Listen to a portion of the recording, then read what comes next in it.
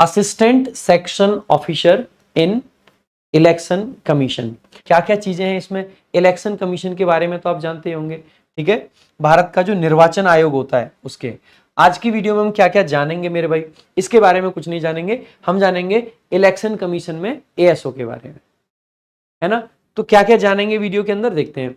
ASO की क्या क्या सैलरी है इलेक्शन कमीशन में, वैकेंसीज क्या रहती हैं, कट ऑफ क्या रहती है, सिलेक्शन प्रोसेस एसएससी सीजीएल के थ्रू कैसे जा सकते हो, जॉब हाइलाइट्स आपकी प्रोज एंड कॉन्स क्या क्या है, ऑफिसेज, ट्रांसफर्स, वर्क प्रोफाइल्स, क्या क्या पावर्स हैं, इसके अलावा आपकी पर्क्स क्या क्या हैं और एफएक्यूज क्या क्या हैं लास्ट में, ये सब जानेंगे। अगर हम बात करते हैं सबसे पहले कि ये जॉब है कैसी, तो भाई देखो, सबसे पहले इलेक्शन कमीशन ये अपने आप में एक बड़ा नाम है इंडिया में। इलेक्शन कमीशन एक इंडिपेंडेंट बॉडी है और इलेक्शन कमीशन को जनरली जो एग्जीक्यूटिव है हमारा उससे फ्री रखने का प्रयास किया जाता है। जितनी भी बाकी जो नौकरियां हैं उनमें गवर्नमेंट का जबरदस्त प्रेशर आप पे रहता ही रहता है, यानी कि गवर्नमेंट का पूरा कंट्रोल रहता है। बाकी इलेक्शन कमीशन एक ऐसी बॉडी है जो कि कहीं ना कहीं इंडिपेंडेंट रखी जाती है, तो यहाँ पे डायरेक्ट गवर्नमेंट का इन्फ्लुएंस आपके ऊपर नहीं होता है। पहली बात, इसका मतलब ये नहीं है कि नौकरी सरकारी नहीं है, सरकारी है, भारत सरकार के अंडर ही आप काम कर रहे हो, लेकिन कहाँ पे काम करते हो? इलेक्शन कमीशन में। और इसीलिए इसकी वैकेंसीज अलग से आती हैं, सीएसएस से इसमें नहीं भेजा जाता है।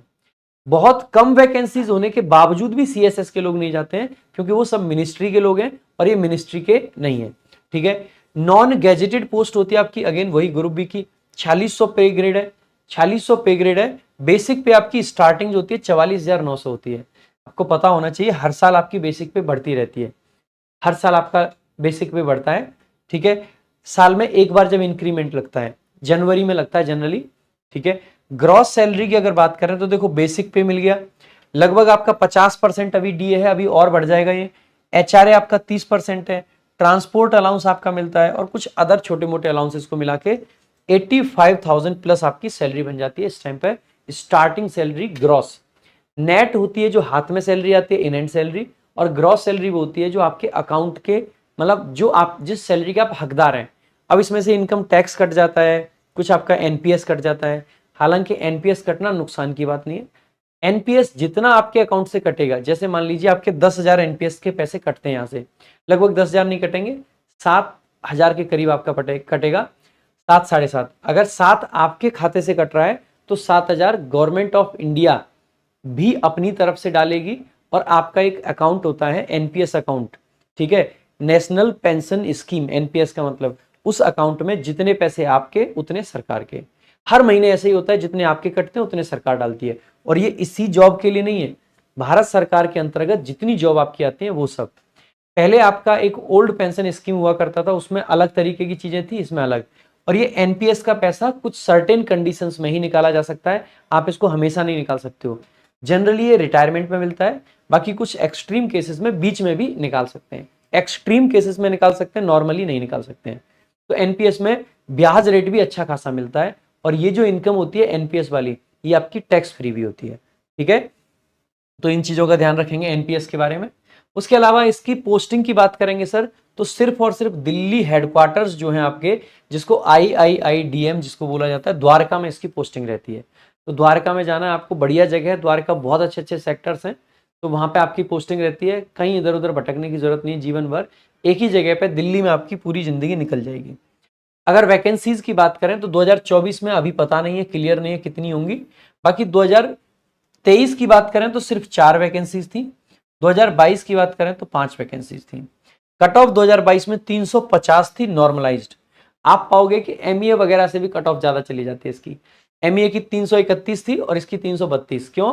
कारण वही है कि पोस्ट बहुत लिमिटेड है, ठीक है, तो बहुत लिमिटेड पोस्ट है तो इसकी कट ऑफ थोड़ी सी हाई रहती है। बाकी इसमें क्या क्या प्रोसेस है, तो वही प्रोसेस है सीजीएल का ही आपका, 200 नंबर का प्री, 390 नंबर का मेंस, कंप्यूटर रहता है 60 नंबर का क्वालिफाइंग, टाइपिंग टेस्ट 28 का कंपलसरी रहता है। तो सीजीएल के थ्रू सिलेक्शन होता है। सीजीएल का सिलेक्शन प्रोसेस में कई बार आपको बता चुका हूं, तो इस पे हम ज्यादा चर्चा नहीं करेंगे, ठीक है। सीजीएल में कैसे कैसे सिलेक्शन होता है ये बता चुका हूं आपको, है ना। बाकी जॉब हाइलाइट्स की बात करें तो देखो सिर्फ हेडक्वार्टर का ही वर्क है, कुछ अलग का वर्क नहीं है, ओनली हेडक्वार्टर्स वर्क है, ठीक है। Promotions are not very easy, promotions आसान नहीं है यहाँ पे। क्यों आसान नहीं है? कारण है, बाकी जगह से स्लो प्रमोशंस है यहाँ पे, कारण क्या है? क्योंकि यहाँ पे लेस वैकेंसीज आती हैं, बहुत कम वैकेंसीज होती हैं डिपार्टमेंट में। जहां कम वैकेंसीज रहेंगी प्रमोशंस ऑटोमेटिकली स्लो हो जाएंगे।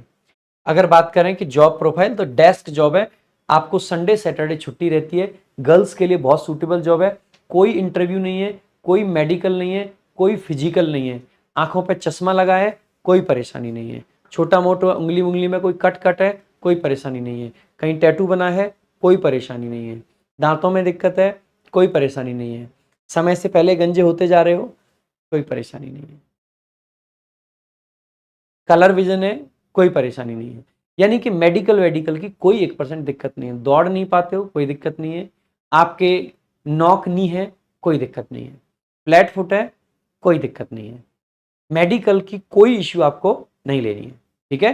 तो इसमें कोई दिक्कत की बात नहीं है। और न सिर्फ ये इस पोस्ट के लिए कह रहा हूं मैं, जितनी भी मैंने मेडिकल की बातें बताई हैं, आप किसी भी एएसओ की पोस्ट ले लीजिए, सब में मेडिकल और फिजिकल की बात आए तो आपके मुंह से एक ही बात निकले, कोई बात नहीं है।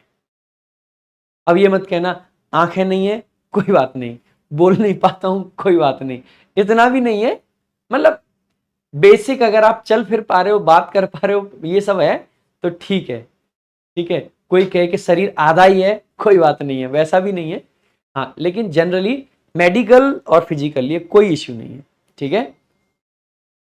ज्वाइनिंग कितने टाइम में हो जाती है? तो सर जैसे ही सीजीएल का रिजल्ट आता है, अगले 2.5 से 3 महीने में ज्वाइनिंग शुरू हो जाती है इनकी, कोई दिक्कत की बात नहीं है वहां पे भी, ठीक है।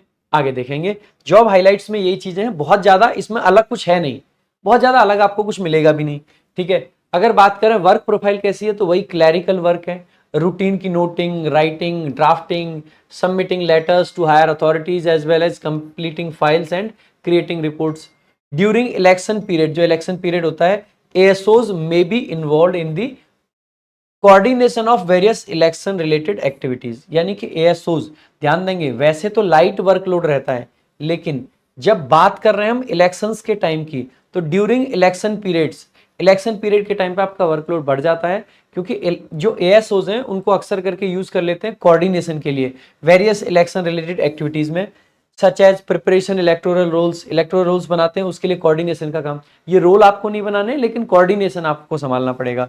मैनेजिंग पोलिंग स्टेशंस वगैरह को मैनेज करवाना, इसके कोऑर्डिनेशन में भी।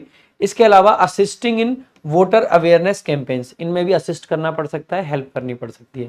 तो ये इस टाइम पे आपका काम थोड़ा सा बढ़ जाता है, वैसे जनरली लाइट काम रहता है।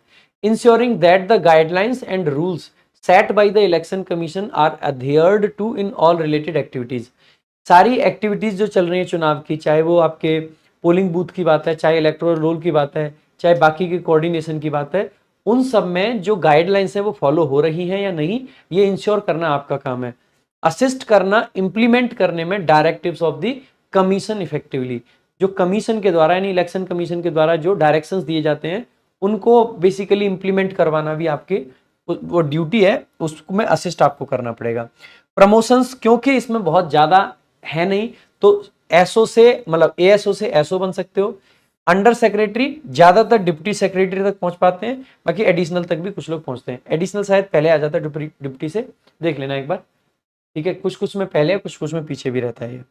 आगे पर्क्स वही है जो बाकी सब में थे, मोबाइल फोन मिल जाता है लिमिटेड, मतलब मोबाइल फोन का बिल लिमिटेड। इसके अलावा पेट्रोल अलाउंस मिल जाता है, ठीक है। इसके अलावा मेडिकल फैसिलिटीज थोड़ी बहुत, ट्रांसपोर्ट कंपनसेशन मिल जाता है, वही टीए जिसको हम बोल देते हैं। इसके अलावा एलटीसी मिल जाता है, साल की वही 30 ईएल होती हैं अर्नड लीव, 8 सीएल होती हैं, 20 आपकी हाफ पे लीव होती हैं। इसके अलावा कुछ मेडिकल होते हैं। इसके अलावा आपके लाइक 2 आरएच होती हैं, आरएच यानी रिस्ट्रिक्टेड हॉलीडे। जैसे इंडिया में बहुत सारे जीएच होते हैं, लेकिन कुछ आरएच होते हैं। जैसे रक्षाबंधन 19 तारीख का जो पड़ रहा है वो एक आरएच होता है, जीएच नहीं होता है। दिवाली पे जीएच होती है, होली पे जीएच होती है, गजेटेड हॉलीडे, लेकिन रक्षाबंधन आरएच है, रिस्ट्रिक्टेड हॉलीडे। अब मान लीजिए आपको रक्षाबंधन के दिन छुट्टी चाहिए, तो आपको सीएल लेने की कोशिश मतलब जरूरत नहीं पड़ेगी, आरएच मिल सकती है। साल में 2 बार आरएच आप ले सकते हैं, ठीक है। इसके अलावा मेरे भाई ट्रेनिंग, कोई ऐसी खास ट्रेनिंग नहीं है जैसी बाकी डिपार्टमेंट में, इसमें कोई ट्रेनिंग की जरूरत नहीं पड़ती है, नॉर्मल वही ड्राफ्टिंग का काम है।